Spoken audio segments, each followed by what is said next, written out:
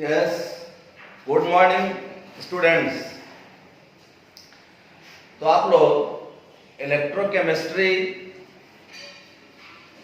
में कुछ बातों को पढ़ रहे थे और उसमें देख रहे थे इलेक्ट्रिकल कंडक्टिविटी, विद्युतीय चालकता। चालकता तीन प्रकार की होती है। पहला स्पेसिफिक कंडक्टिविटी, विशिष्ट चालकता। दूसरा इक्विवेलेंट कंडक्टिविटी, तुल्यांकी चालकता। और तीसरा मोलर कंडक्टिविटी, मोलर चालकता होती है। इसमें आप विशिष्ट चालकता के बारे में पढ़ चुके हैं। विशिष्ट चालकता को सूचित करते हैं किससे? के से। कप्पा जिसको ऐसे कहते हैं, विशिष्ट चालकता का यह इंडिकेशन होता है कप्पा। और कप्पा बराबर व्यंजक निकाल चुके हैं इसका 1/r × L/A। और इसका यूनिट भी पढ़ चुके हैं। Unit of specific conductivity kappa बराबर क्या हो जाएगा? इसका यूनिट 1/r, r का यूनिट ओम होता है, ये हो जाएगा ओम इनवर्स सेंटीमीटर इनवर्स, क्योंकि L यहाँ पर सेंटीमीटर और ये सेंटीमीटर स्क्वायर है, तो सेंटीमीटर से सेंटीमीटर स्क्वायर कट जाएगा, सेंटीमीटर ऊपर जाकर के सेंटीमीटर।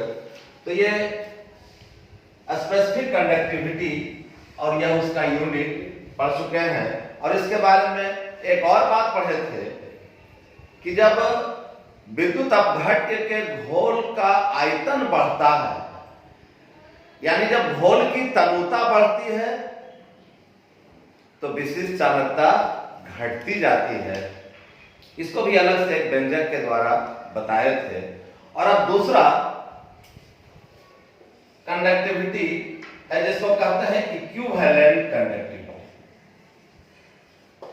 इक्विवेलेंट कंडक्टिविटी और हिंदी में इसको कहते हैं तुल्यांकी चालकता। ये क्या है? इसकी परिभाषा ध्यान देना।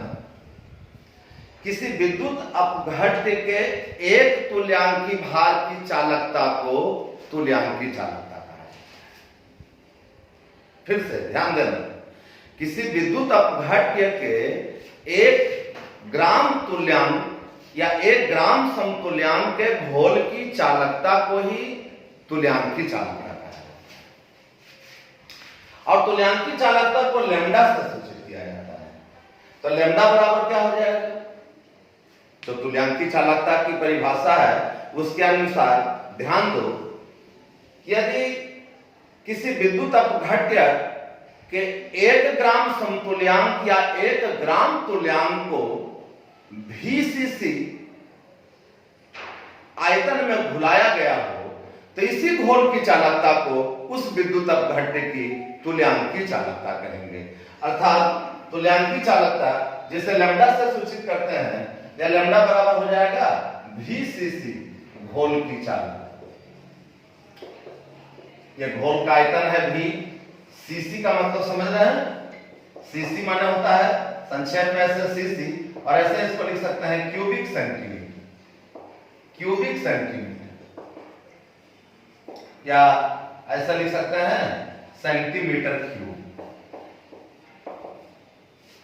तो यदि किसी विद्युत अपघट्य का VCC घोल में विद्युत अपघट्य का 1 ग्राम समतुल्यांक घुला दिया गया हो, तो ऐसे घोल की चालकता को उस विद्युत अपघट्य की तुल्यांकी चालकता कहा जाता है। तो लैम्डा बराबर ऐसा लिख सकते हैं VCC घोल की चालकता। यहां पर V क्या है? यहां पर V बराबर है घोल का वह आयतन, किसमें? CC में, सेंटीमीटर क्यूब में, जिसमें विद्युत अपघट्य यानी किसी इलेक्ट्रोलाइट का 1 ग्राम समतुल्यांक घुला, 1 ग्राम तुल्यांक घुला। तो ऐसे भी लिख सकते हैं। और ध्यान देना, तो लैम्डा बराबर VCC घोल की चालकता को ऐसे भी लिख सकते हैं 1 cc घोल की चालकता गुना भी, सीसी को लिख सकते हैं भी गुना 1 सीसी, और लैम्डा बराबर 1 सीसी घोल की चालकता को विशिष्ट चालकता कहते हैं, जिसको कप्पा से सूचित करते हैं। तो ऐसे भी लिख सकते हैं लैम्डा बराबर कप्पा गुना भी। यहां कप्पा क्या है? विशिष्ट चालकता है, स्पेसिफिक कंडक्टिविटी है। 1 सीसी घोल की चालकता को विशिष्ट चालकता कहते हैं। ये कप्पा है विशिष्ट चालकता गुना भी क्या है? भी यहाँ पर घोल का वह आयतन है सीसी में जिसमें विद्युत अपघट्य का 1 ग्राम तुल्यांक मिला हुआ है। तो ये तुल्यांकी चालकता का ऐसा एक एक्सप्रेशन है, व्यंजक है, इसको याद रखना है।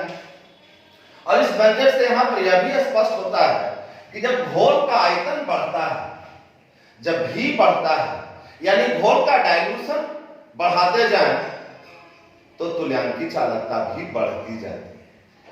इसके ठीक विपरीत उधर हम लोग पढ़े थे कि जब घोल की तनुता बढ़ती है तो विशिष्ट चालकता घटती है। लेकिन यहां पर हम लोग पढ़ रहे हैं इस बात को कि जब घोल का आयतन बढ़ता है, यानी घोल की तनुता डाइल्यूशन बढ़ता जाता है, तो तुल्यांकी चालकता भी बढ़ती जाती है। और अब तुल्यांकी चालकता की इकाई क्या होगी? तुल्यांकी चालकता की इकाई, विशिष्ट चालकता की इकाई जैसे निकाले हैं, तुल्यांकी चालकता की भी अभी यूनिट निकाल सकते हैं। और इस यूनिट को भी निकालने के लिए ध्यान देना चाहिए, क्योंकि ऑब्जेक्टिव टाइप क्वेश्चंस जो परीक्षाओं में पूछे जाते हैं उसमें विभिन्न प्रकार के चालकताओं की इकाई क्या होगी ऐसा ऑप्शन रहता है, या उसको निकालना रहता है, तो आप तुरंत निकाल सकते हैं यदि इसकी परिभाषा जान रहे हैं तो ध्यान देना। यूनिट निकालना है तुल्यांकी चालकता, तो हम लोग जानते हैं चूंकि लैम्डा बराबर तुल्यांकी चालकता बराबर होता है कप्पा गुना भी, विशिष्ट चालकता गुना घोल का वह आयतन जिसमें विद्युत अपघट्य का घुल्य पदार्थ का 1 ग्राम समतुल्यांक घुला। और ऐसा लिख सकते हैं लैम्डा बराबर कप्पा, विशिष्ट चालकता का व्यंजक इधर आप पहले निकाल चुके हैं अगले लेक्चर में। कप्पा बराबर होता है 1/r into L/A into V। So unit of lambda, unit of lambda ध्यान देना बराबर यूनिट 1/r। r रेजिस्टेंस है, रेजिस्टेंस का यूनिट होता है ओम। L इलेक्ट्रोड्स की लंबाई यूनिट सेंटीमीटर। A इलेक्ट्रोड के अनुप्रस्थ काट का क्षेत्रफल सेंटीमीटर स्क्वायर।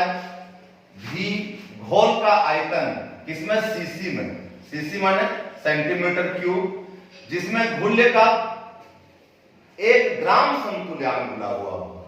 तो यह आयतन क्या हो जाएगा? cm क्यूब प्रति इक्विवेलेंट, प्रति इक्विवेलेंट। तो यूनिट ऑफ लैम्डा क्या हो जाएगा? ध्यान देना 1/ओम मींस ओम इनवर्स। ये क्या हो जाएगा? Centimetre square.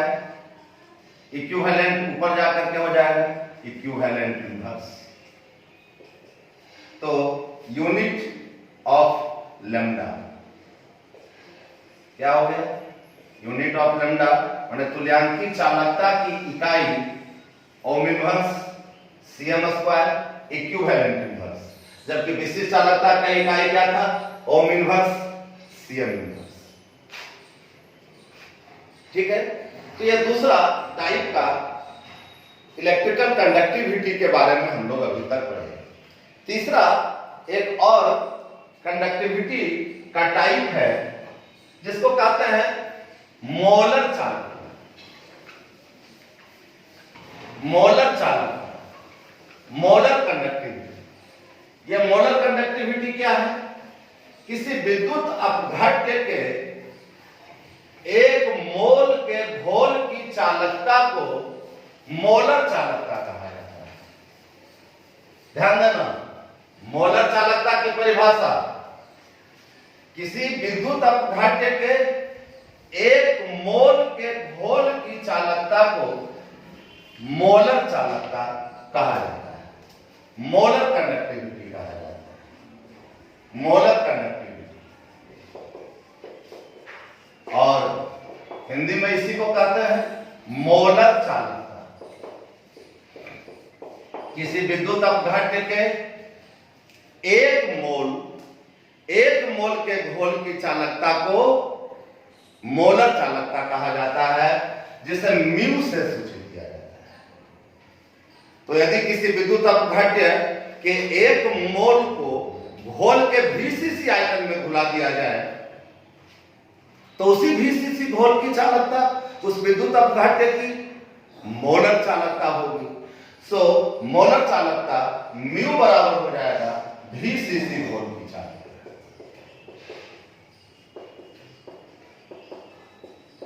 और म्यू बराबर ऐसा लिख सकते हैं 1 सीसी घोल की चालकता गुना V। यहां पर V क्या है? यहां पर V बराबर है घोल का वह आयतन जिसमें घोल का वह आयतन किसमें? सीसी में, माने सेंटीमीटर क्यूब में, घन सेंटीमीटर में, जिसमें घुल्य पदार्थ का 1 ग्राम अणु या 1 मोल, ग्राम अणु को ही मोल भी कहते हैं, जिसमें घुल्य का 1 मोल घुला। और इस प्रकार से ऐसे भी लिख सकते हैं म्यू बराबर 1 सीसी घोल की चालकता माने क्या? कप्पा विशिष्ट चालकता इनटू V। यहां कप्पा क्या है? विशिष्ट चालकता है। तो ध्यान देना है, उधर लैम्डा बराबर भी था कप्पा गुना V, और इधर म्यू बराबर भी है कप्पा गुना V, लेकिन V दोनों के लिए अलग है। लैम्डा बराबर कप्पा गुना V जो था, कप्पा तो विशिष्ट चालकता वहां उसमें भी है, इसमें भी कप्पा विशिष्ट चालकता है, लेकिन तुल्यांकी चालकता में जो V था वो घोल का वह आयतन सीसी में है जिसमें घुल्य का 1 ग्राम समतुल्यांक घुला है। लेकिन यहां मोलर चालकता में म्यू बराबर कप्पा गुना V जो है, इसमें कप्पा तो विशिष्ट चालकता है, लेकिन V यहां पर क्या है? घोल का वह आयतन सीसी में है जिसमें घुल्य पदार्थ का 1 मोल घुला है। ध्यान रखना। तो इस प्रकार से यह जो मोलर चालकता का यह व्यंजक प्राप्त होता है, इससे भी एक बात स्पष्ट है कि यहां पर भी जब घोल का आयतन बढ़ेगा यानी घोल की तनुता बढ़ेगी तो म्यू का मान भी बढ़ेगा। यानी घोल की तनुता बढ़ने पर मोलर चालकता बढ़ती है, तुल्यांकी चालकता भी बढ़ती है, लेकिन विशिष्ट चालकता घटती जाती है। ऐसा क्वेश्चन रीजनिंग टाइप क्वेश्चन के रूप में परीक्षाओं में पूछा जाता है, और इस प्रश्न का जवाब आप लोग इन तीनों चालकताओं के व्यंजक से स्पष्ट कर सकते हैं कि घोल की तनुता बढ़ने पर विशिष्ट चालकता घटती है, परंतु तुल्यांकी और मोलर चालकताएं बढ़ती हैं। और अब यह जब मोलर चालकता का व्यंजक निकाल चुके हो तो यहां पर अब इसका यूनिट भी निकाल सकते हो कि म्यू मोलर चालकता की इकाई क्या होगी। तो यूनिट ऑफ म्यू के लिए ध्यान दो कि हम लोग जानते हैं, अभी अभी देख रहे हैं, चूंकि म्यू बराबर होता है कप्पा गुना V, और अब इसका यूनिट निकालना है तो कप्पा के बारे में ऐसे जान रहे हो पहले से। कप्पा बराबर होता है 1/r इंटू L/A और into V। So unit of mu molar चालकता की इकाई 1/r, r का इकाई, r का unit Om, resistance into L centimetre, A cross sectional area centimetre square, V घोल का आयतन सीसी में सेंटीमीटर क्यूब जिस प्रति मोल, घोल का वह सीसी में जिसमें घुल्य पदार्थ का 1 मोल घुला हो, तो cm³ प्रति मोल। सो यूनिट ऑफ म्यू बराबर हो जाएगा, ध्यान दो ये कोई रटने का चीज नहीं, खुद निकाल सकते हैं, ohm inverse cm² mole inverse. So unit of molar conductance निकल गया क्या, ohm inverse cm² mole inverse. तीनों प्रकार की चालकताओं के बारे में आप लोग अभी तक पढ़े हैं, तीनों प्रकार की चालकताओं का यूनिट क्या होगा ये पढ़े हैं, और पढ़े हैं इन तीनों के व्यंजक से एक बात स्पष्ट हो रहा है कि घोल का आयतन बढ़ता है, घोल की तनुता के बढ़ाने पर विशिष्ट चालकता घटती है, परंतु मोलर चालकता और तुल्यांकी चालकता बढ़ती जाती है। आगे कुछ और बात थोड़ा सा समझ लो कि जैसे अब आगे एक सेल कांस्टेंट क्या है,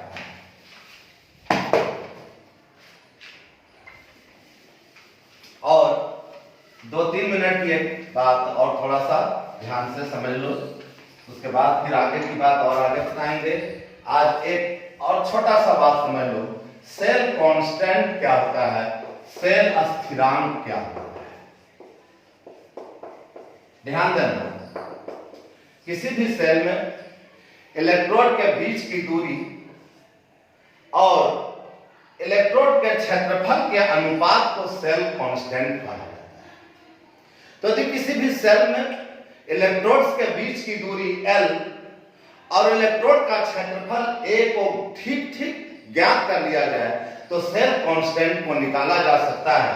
सेल कांस्टेंट L और A के अनुपात को कहा जाता है। यहां पर L क्या है, इलेक्ट्रोड के बीच की दूरी है। कोई भी इलेक्ट्रोलाइटिक सेल में जो कैथोड और एनोड डुबोए हुए रहते हैं उनके बीच की दूरी, और A इलेक्ट्रोड का क्षेत्रफल है। ऐसे जनरली इसको X से सूचित किया जाता है। X बराबर L/A, यह इलेक्ट्रोड किसी विद्युत अपघटनी सेल में इलेक्ट्रोड की बीच की दूरी और इलेक्ट्रोड के क्षेत्रफल के अनुपात को सेल स्थिरांक, सेल कांस्टेंट कहा जाता है। लेकिन व्यवहारतः इसका निर्धारण करना बहुत कठिन हो जाता है। प्रैक्टिकली इस व्यंजक से सेल कांस्टेंट का निर्धारण करना प्रैक्टिकली बहुत कठिन है। तो अप्रत्यक्ष विधि के द्वारा सेल कांस्टेंट का निर्धारण किया जाता है। आप लोग पढ़ चुके हैं, according to law of resistance R बराबर होता है क्या, रो इंटू L/A। यहां पर यही L/A ही सेल कांस्टेंट है। तो और ऐसे भी लिख सकते हैं, R बराबर रो, जिसको कहता है क्या, विशिष्ट प्रतिरोध। ये प्रतिरोध है, ये प्रायोगिक प्रतिरोध है, ये विशिष्ट प्रतिरोध है, और L/A यही सेल कांस्टेंट है जिसको X से सूचित करते हैं। तो ऐसे लिख सकते हैं रो इंटू X। सो X बराबर ऐसे भी लिख सकते हैं R/रो। R क्या है, प्रतिरोध है, एक्सपेरिमेंटल रेजिस्टेंस है, प्रायोगिक प्रतिरोध है। अब प्रतिरोध क्या होता है, चालकता के व्युत्क्रम को प्रतिरोध कहते हैं। ध्यान देना, चालकता के व्युत्क्रम को प्रतिरोध कहते हैं, अब प्रतिरोध के व्युत्क्रम को ही चालकता कहते हैं। ये दोनों एक दूसरे का रेसिप्रोकल है। तो R के जगह पर लिख सकते हैं 1 प्रायोगिक प्रतिरोध, एक्सपेरिमेंटल रेजिस्टेंस, और बटा रो जो विशिष्ट प्रतिरोध है जिसको प्रतिरोधकता भी कहा जाता है। यह क्या होगा, 1 विशिष्ट चालकता या प्रतिरोधकता।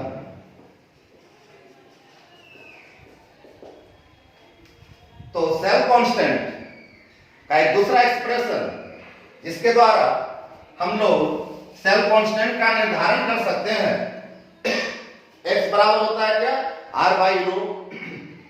R प्रायोगिक प्रतिरोध है जो प्रायोगिक चालकता के व्युत्क्रम के बराबर।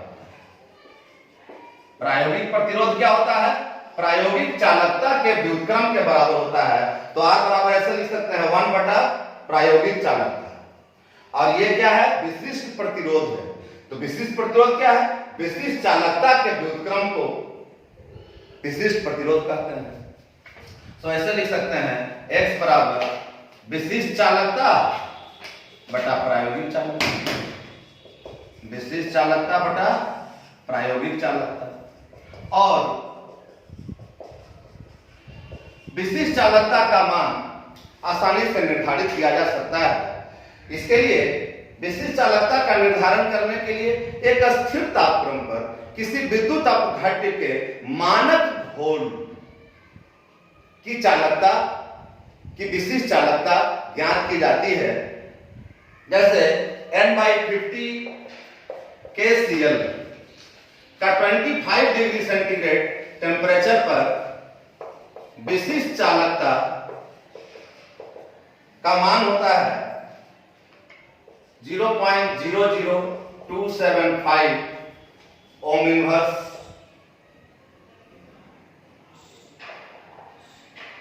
Centimetre inverse.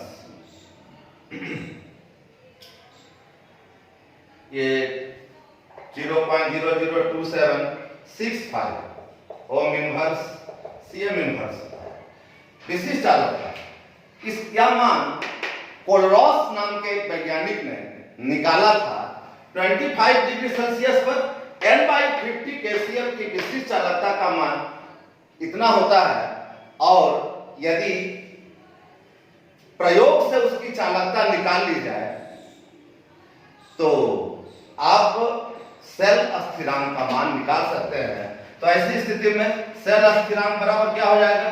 0.00275 बटा प्रायोगिक चालकता। और इस अप्रत्यक्ष विधि से किसी भी विद्युत अपघटनी सेल के सेल स्थिरांक का मान निकाल सकते हैं। तो सेल स्थिरांक का मान इस सूत्र से व्यवहारतः निकालना कठिन है, लेकिन इस व्यंजक की मदद से किसी भी सेल कांस्टेंट का मान अप्रत्यक्ष विधि से निकाला जा सकता है। और इसके बाद विद्युतीय चालकता को प्रभावित करने वाले अनेक कारक हैं। उन कारकों को लेकर हम फिर आपके साथ अगले लेक्चर में उपस्थित होंगे। तब तक अभी लॉकडाउन का समय ही है, अभी अनलॉक 1 चल रहा है, लेकिन अनलॉक 1 में आपको बहुत सावधानी के साथ रहना है, क्योंकि आप सावधान हैं, कहीं दूसरा असावधान व्यक्ति के चलते आपको कोई परेशानी नहीं हो जाए। इसलिए हमेशा मास्क लगा कर रहें, सैनिटाइजर हमेशा पॉकेट में रखें और इस तरह से आइसोलेशन में ही आपको अपनी जिंदगी को अभी गुजारना है, घर पर मेहनत करते रहना है। तब तक के लिए आप सबके लिए आपसे विदा लेते हैं। Thank you very much.